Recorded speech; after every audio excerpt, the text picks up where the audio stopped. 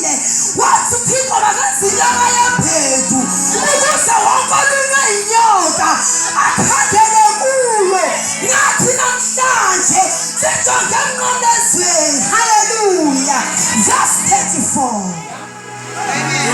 Jesus said, Father, forgive them, for they do not know what they are doing. Verse 34. Wathi-ke uYesu bawo baxolele kuba abayazi into abayenzayo. Bathi-ke besebeya ngengubo zakhe benza amaqashisi. Hallelujah. Yesu Kristu wayuqala kwakho ukuvula umlomo esemnqamlezweni.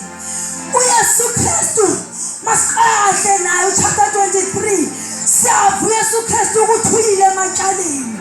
Siyavu Yesu Kristu ukuthi umile phambi kwaPilato.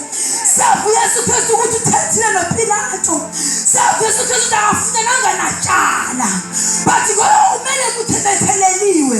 Kwaye kwanyanzeleka ebetheleliwe. Siyavu ukuthi uyile kuHerode. uHerode bekudala emnqaneni Yesu Kristu. uHerode wamfuna Yesu Kristu salusana. Kodwa ngokuziswa kuye ngesithebe. uHerode uphazekile. Naye ubuza ngale mimangaliso. Wathula uYesu akathetha.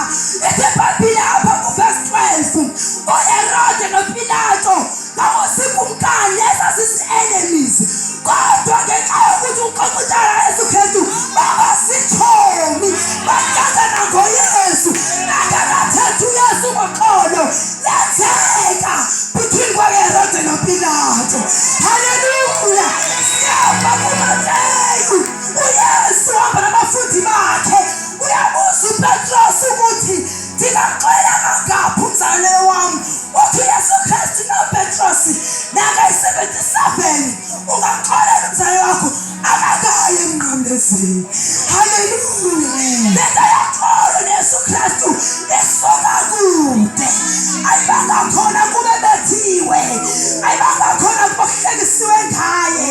Ayibanga khona kube thufele. Kodwa isuka kude. Hallelujah. Hallelujah. uYesu Kristu wabona amaYuda. Onwabile amaYuda. Athazekile amaYuda. Sekembethile uYesu Kristu. iBhayibhile xa waya eGolgotha wayengahambi Jesu Kristu. Kodwa uYesu Kristu wayemane bethwa.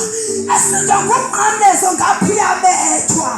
Esindwa ngumnqamlezo ngaphi uyakhwifelwa. Esindwa ngumnqamlezo ngaphi uyenyeliswa.